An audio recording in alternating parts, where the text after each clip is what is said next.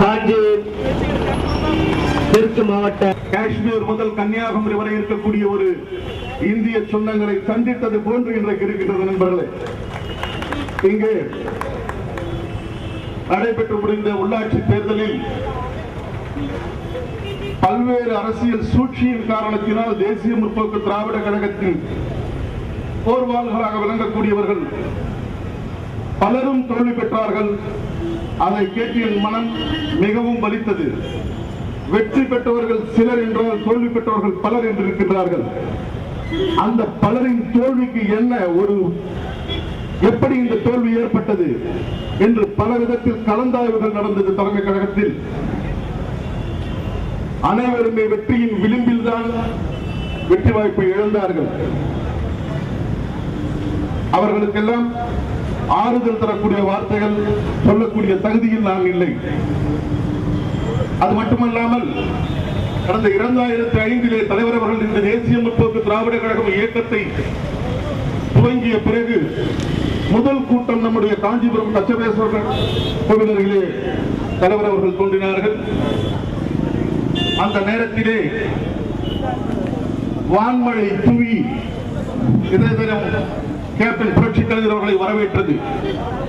அதே போன்று தேசிய முற்போக்கு திராவிட கழகத்தின் மிகப்பெரிய ஒரு கூட்டம் காஞ்சி வடக்கு மாவட்டம் தெற்கு மாவட்டம் என்று 2 மாவட்ட கழகங்கள் சங்கமிக்கின்ற நேரத்தில் எல்லாம் காஞ்சிபுரத்தில் வான்மழை தூவி வரவேற்கின்றது உங்களை நண்பர்களே, பெரியவர்களை, தாய்மார்களே.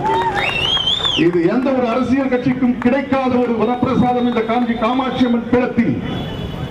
இதை நீங்கள் நன்கு அறிவீர்கள். இது ஒரு நியாயத்திற்காகவும் தர்மத்தை நிலைநாட்டுவதற்காகவும் சத்தியத்தை நிலைநாட்டுவதற்காகவும் நடக்கின்ற ஒரு அறப்போராட்டம். இது எந்த ஒரு அரசியல் கட்சி மாற்று கட்சி தோழர்கள் ஆங்காங்கே நின்று கொண்டு கவனித்துக் கொண்டிருக்கலாம். அனைத்து இந்திய அண்ணா திராவிட முன்னேற்ற கழகத்தை மிரட்டுவதற்காக அல்ல, திராவிட முன்னேற்ற கழகத்தை மிரட்டுவதற்காக அல்ல, மற்ற இருக்கக்கூடிய இவர்களுக்கு ஜாலரா தட்டக்கூடியவர்களை மிரட்டுவதற்காக அல்ல.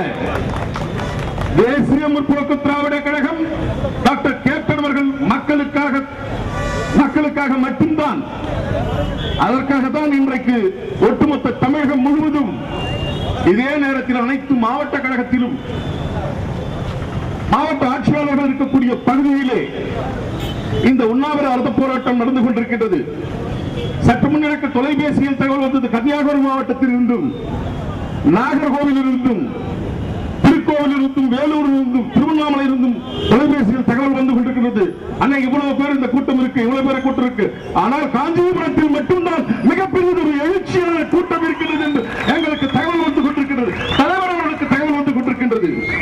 கேப்டன் அவர்கள் சொல்லுகின்றார்கள், காஞ்சிபுரம் மட்டும்தான் தேசிய முற்போக்கு திராவிட கழகம் என்று சொன்னால் காஞ்சிபுரம் அவருக்கு ஒரு நெற்றி கண் என்பதை நிரூபித்து காட்டிக் கொண்டிருக்கின்றது இந்த கூட்டம். பெரியவர்களே, தாய்மார்களே, கடந்த சில நாட்களுக்கு முன்பு முன்னாள் மத்திய அமைச்சராக இருந்தவர் இங்கே வந்து அவர் மீது நான் மரியாதை வைத்திருந்தேன், மரியாதை கொண்டிருந்தேன். அவர் பேசிவிட்டு சொல்லுகின்றார் அணுகுலை சம்பந்தமான விஷயங்களை. மக்களுக்கு எது நல்லதை பயன்படக்கூடிய விஷயம் தலைவர் கேப்டன் அவர்களை கேட்கின்றார்கள், மீடியாவின் வழியாக கேட்கின்றார்கள், தொலைபேசி வழியாக கேட்கின்றார்கள். அணு உலை பிரச்சனையை பற்றி நீங்கள் என்ன கூறுகின்றீர்கள் என்று.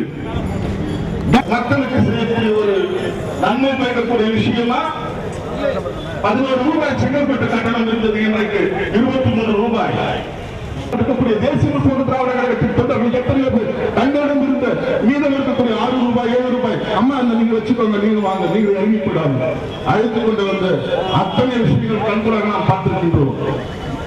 இதை ஏன் எனக்கு சொல்லுகிறேன் என்று சொன்னால், பஸ் கட்டண உயர்வு ஒட்டுமொத்த இந்தியாவிலேயே தமிழகத்தில் மட்டும்தான். கடந்த ஆட்சியாளர்களுக்கும் அதற்கு முன்பு இருந்தவர்கள் தானே.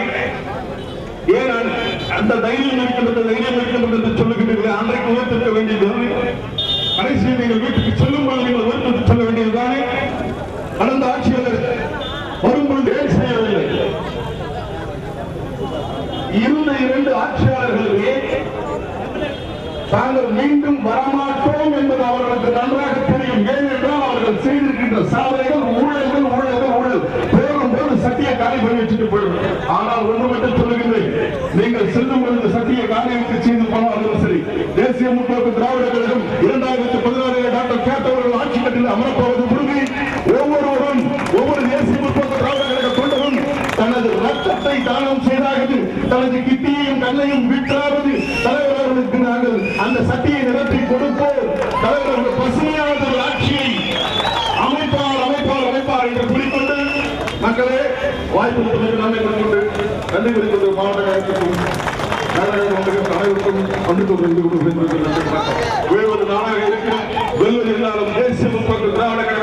அமையட்டும் மற்றும் இந்த இடத்தை ஏற்பாடு செய்வதற்கு உறுதுணையாக இருந்த பெயரை சொல்லக்கூடாது காவல்துறை அதிகாரிகளுக்கும் மற்றும் அனைத்து நபர்களுக்கும் நன்றி வணக்கம்.